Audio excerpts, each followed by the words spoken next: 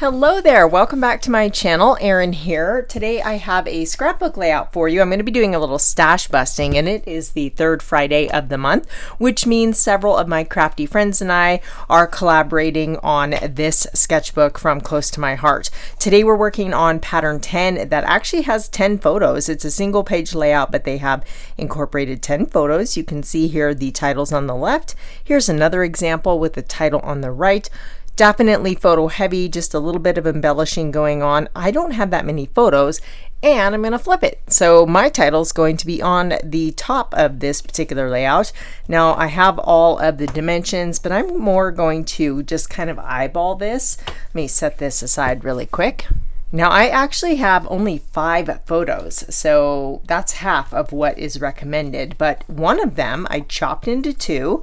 It's this great big tall totem pole, so I made it into 2 3x3 photos. I thought that that would be fun, and as long as you're not chopping through somebody in the photo, you know, I think that this is a really fun idea. So there's a little reference. My husband is standing behind it, which makes him look even smaller, but we were staying at the Glacier Bay Lodge, and so these are just pictures from the lodge itself, and I wanted to just kind of document these photos here.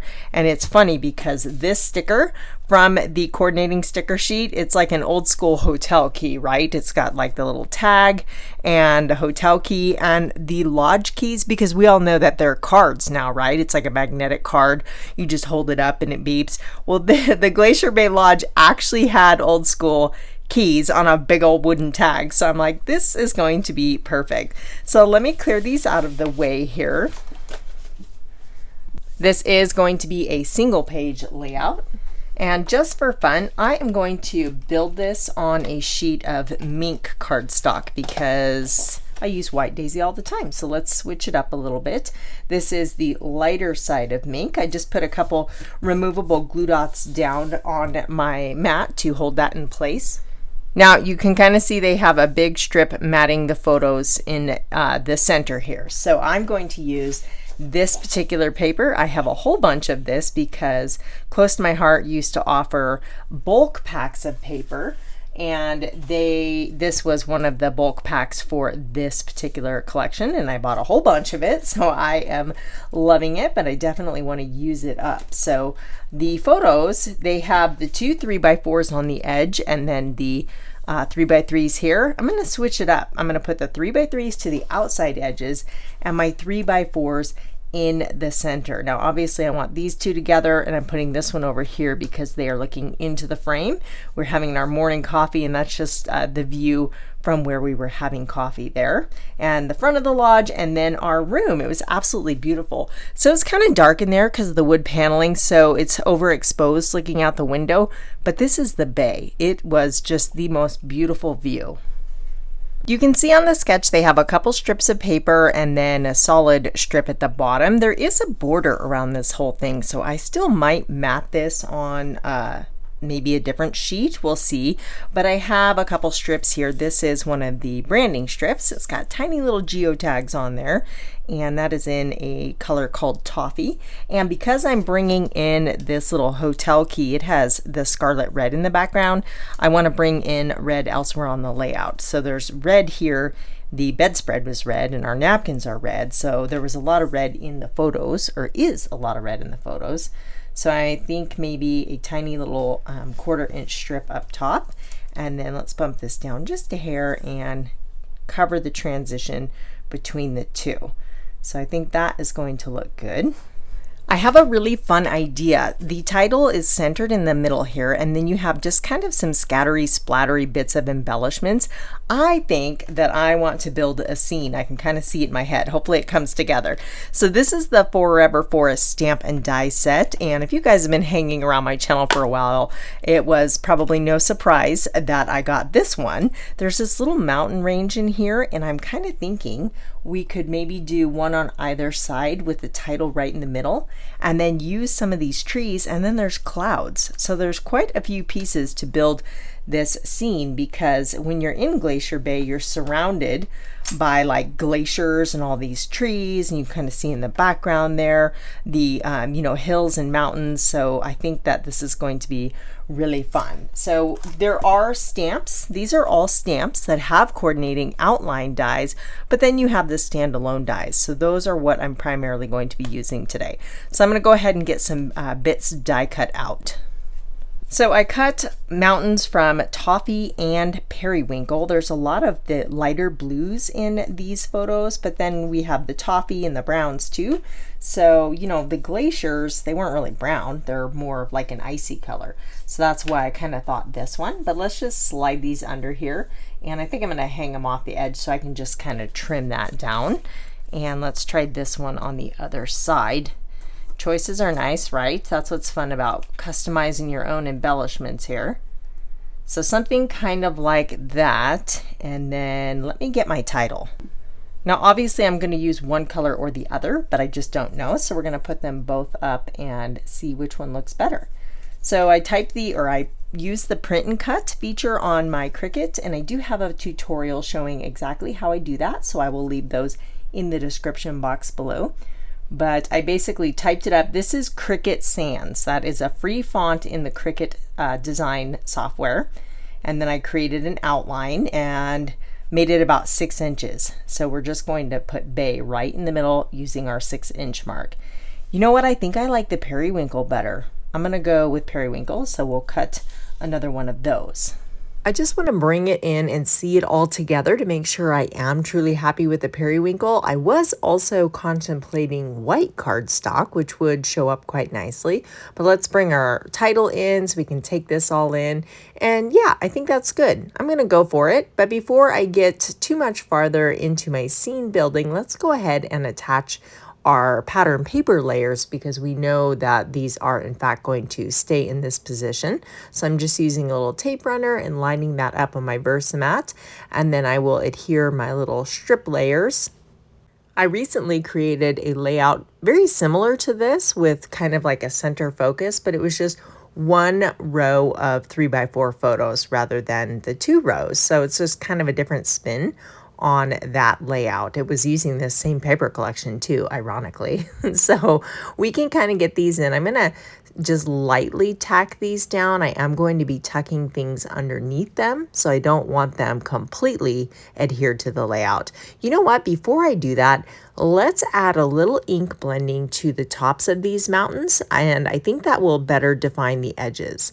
This is my all-purpose mat. It's like just a silicone easy cleanup mat, and it's great for ink blending. This was from Close to My Heart, so it is no longer available. But we're just using sapphire ink and lightly blending over the tops of those mountains. And again, it's just going to give it further definition against that mink background.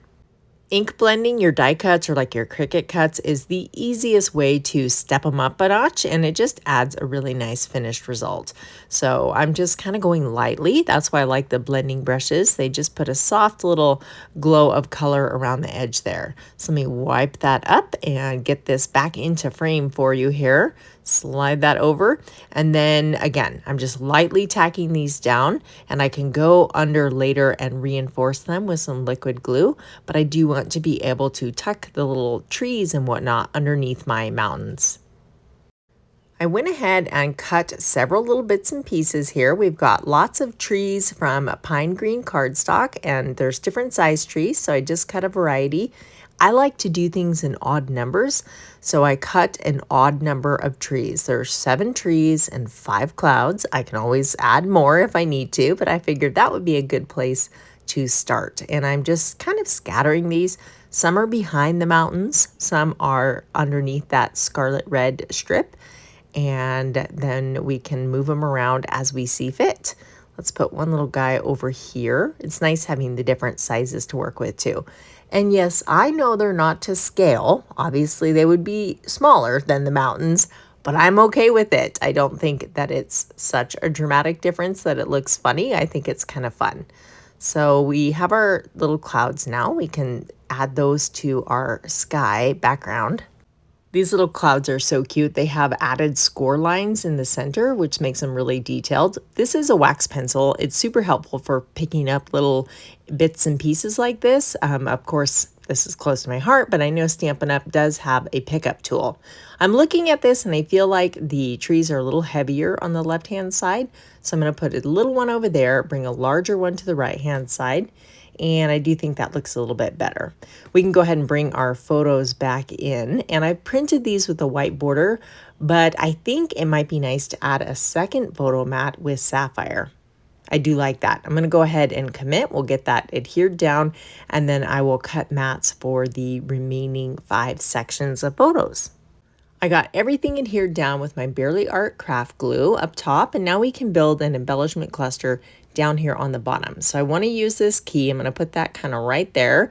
And then we have our Spotlight on Nature dies. This is becoming one of my favorites in the craft room very quickly. So I'm thinking about cutting a little circle just to kind of connect all of these smaller embellishments. So I'm going to use white paper, and you'll see the little decorative edge here. Sometimes you need to take your paper piercer and poke the little bits out. Fellow crafty friend Terry Howard made this for me and sent it in the mail. Look at the little steer there. He's so cute. It makes poking out those little paper bits so much more fun when your pokey tool is super cute. Now I am hiding a dirty plate in that right-hand photo. You can kind of see it on the table there from our breakfast. So I'm going to layer that over the top, and I knew I had little banner tail pieces left over in this bag, so I'm pulling some of those out I could potentially use. I have the periwinkle color up top in the mountain range, so I definitely want to bring that color down to this lower section here. So I think that this one's going to work well. And then maybe the pine, we can kind of slide that under. I do have this little arrow, but I don't like it. We're going to set that aside. This is one of the larger tree dies from the Forever Forest set, and it kind of gets lost in the background, but we'll leave it for now. I'm just auditioning a few of the stickers. I'm going to remove the adhesive a little bit by patting that on my arm so I can just temporarily place that. I am looking through my stamp collection and I'm trying to find a sentiment that will fit. I have tons of outdoor adventure type stamp sets, so I've got lots to choose from. I don't quite like that one. I decided to go with my change of scenery stamp set. On here is a phrase that says "this view," and I think that is absolutely perfect because the view was really one of the best features about the Glacier Bay Lodge.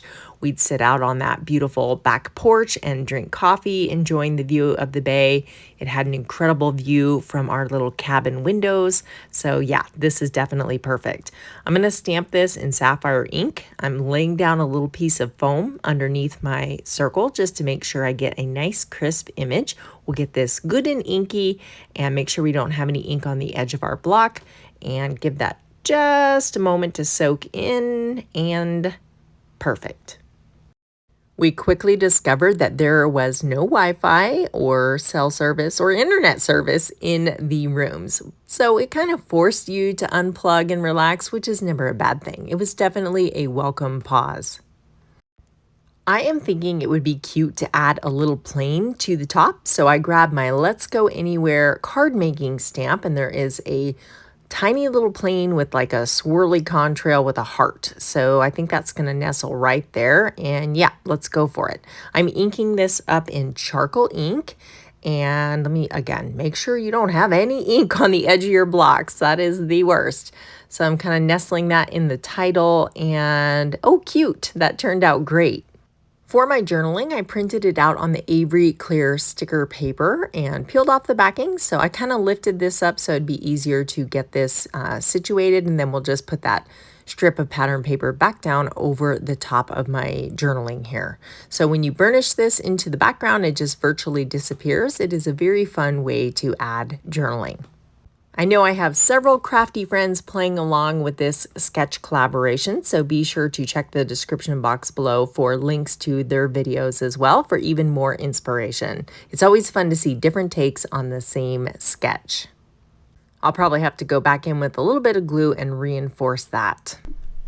Let's go ahead and bring back in the original sketch. So again, we completely flipped it. We just went with the center block of photos, and we kept the same footprint of the layout because we have our journaling and embellishments down here just like they do on the sketch, but it has turned out, you know, very similar but very different. I think what makes this super fun is that cute scene. I'm super happy with how that turned out, and I love the little addition of the plane, but aren't those clouds cute?